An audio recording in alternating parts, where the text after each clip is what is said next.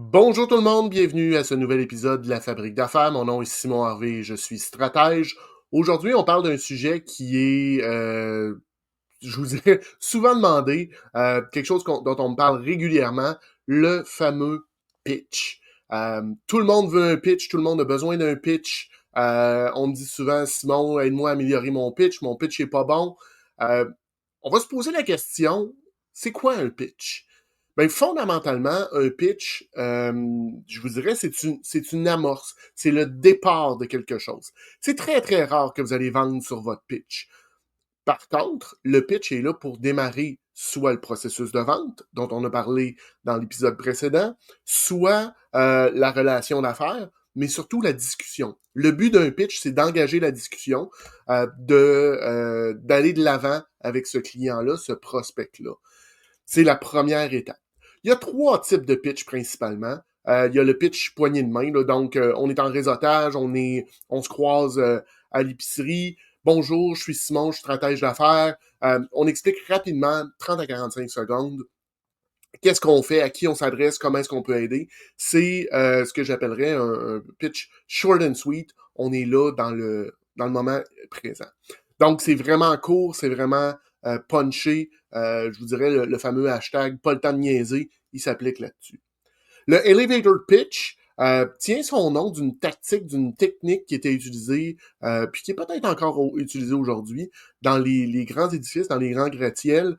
Les vendeurs, les représentants se postaient près des ascenseurs, voyaient rentrer leurs prospects dans l'ascenseur, rentraient en arrière d'eux, et là, il y avait une minute et demie pour lui pitcher parce que le client ne peut pas se sauver, il est dans un ascenseur et il monte.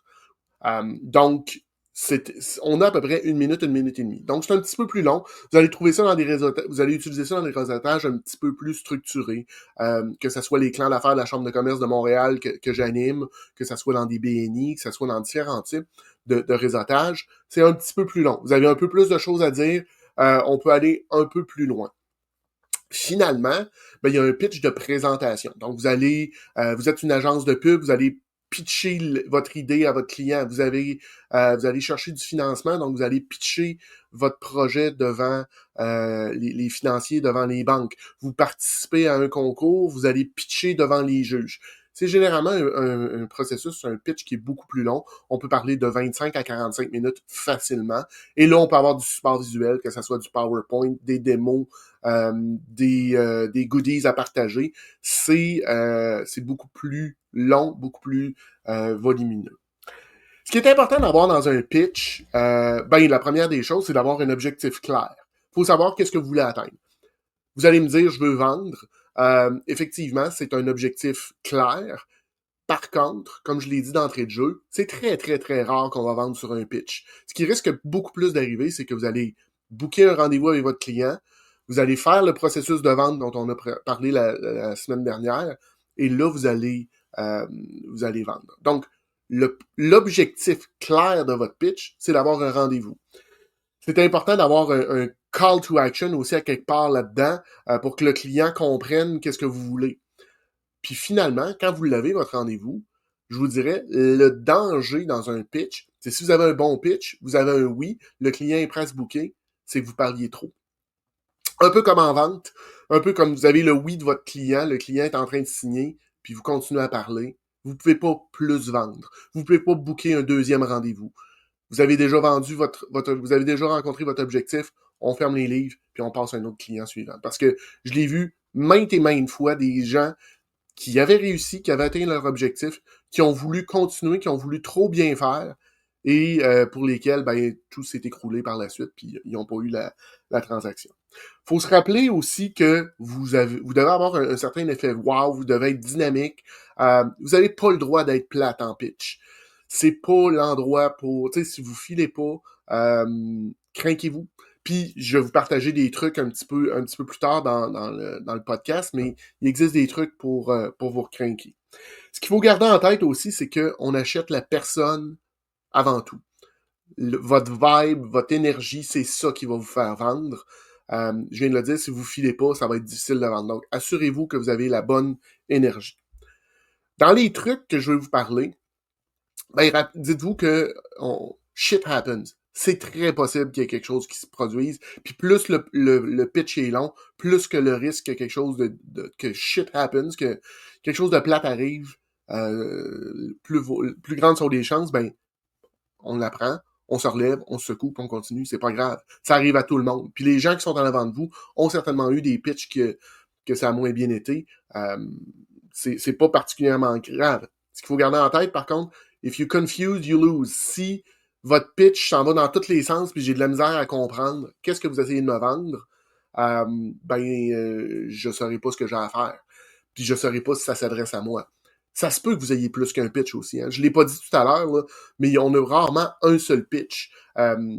Selon la clientèle avec qui vous adressez, selon la personne que vous avez en avant de vous, changez-le. Si vous avez plusieurs services, essayez pas de faire un melting pot de tout ce que vous avez.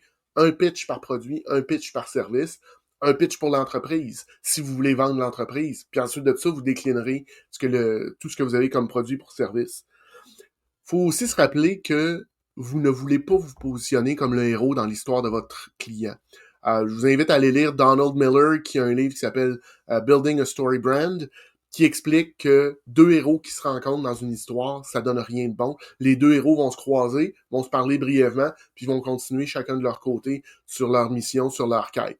Ce que vous voulez, c'est vous positionner pour être l'aide, le guide de votre client, de votre prospect. D'ailleurs, une belle façon de vendre, une belle façon de vendre, une belle façon de pitcher, c'est d'aider votre client à comprendre ce qui est important de ce qui ne l'est pas, de faire un peu un tri dans tout ce qui existe au niveau des produits, des services comme le vôtre. Donc, de déterminer, lui montrer des choses, ça c'est important à regarder, ça l'est un petit peu moins. Ça, c'est vraiment quelque chose qui va être important pour toi d'avoir dans ton produit, dans ton service que tu cherches. Ça l'est beaucoup moins. La couleur peut être beaucoup moins importante que la sécurité du véhicule que vous êtes en train d'acheter. Juste garder ça en tête. Je parlais de trucs. Personnellement, quand je fais un pitch puis que je me sens que j'ai besoin un peu d'être boosté, j'ai des bas avocats, des bas avec des avocats dessus qui m'ont donné un boost à un moment donné dans ma vie. J'ai fait un ancrage là-dessus, puis quand j'en ai besoin, ben je les porte, puis ça me donne le boost. D'être stable aussi. Si vous vous rendez compte que vous êtes en train de bouger, de tanguer, ben bien évidemment, votre discours va être en lien avec ça, puis il va s'en aller un peu partout, va être moins direct, moins flou. Donc, assurez-vous d'être bien stable, d'être bien stable. Groundez-vous aussi si vous êtes nerveux. Allez vous chercher un point d'appui sur une surface qui touche au sol, une table, un lutrin, une chaise. Prenez une respiration. C'est important de respirer. Gardez ça simple. Si votre pitch est trop complexe, si vous utilisez des termes, de la terminologie complexe dans votre pitch, à moins que vous adressiez à des gens, vous êtes certain à 150% qui comprennent ce que vous êtes en train de dire, on garde ça simple. Puis restez sympathique. Je vous l'ai dit, les gens achètent la personne plus que n'importe qui d'autre. Finalement, je le disais la semaine dernière dans le podcast sur le processus, c'est rarement le bloquant. Si vous avez bien fait votre travail, votre pitch de présentation, c'est pas là que ça va débarquer. Ça va avoir débarqué avant ou ça va débarquer après, mais c'est rarement le pitch qui est le problème en tant que tel. Assurez-vous surtout que vous avez bien qualifié votre client. Si vous avez de l'intérêt pour le pitch, je fais régulièrement des ateliers de pitch un peu partout dans la province. Je me promène, j'en fais Québec, Montréal, Trois-Rivières, Sherbrooke. Donc, si vous avez de l'intérêt à participer, je vous invite à communiquer avec moi pour que je puisse vous mettre sur ma liste à info@nomisco.ca. Puis, si vous avez aussi des insultes, injures, questions ou commentaires, ben, je vous invite à partager ça là. C'est tout ce que j'avais cette semaine. On se revoit la semaine prochaine pour une autre fabrique d'affaires. Bonne semaine tout le monde. Bye.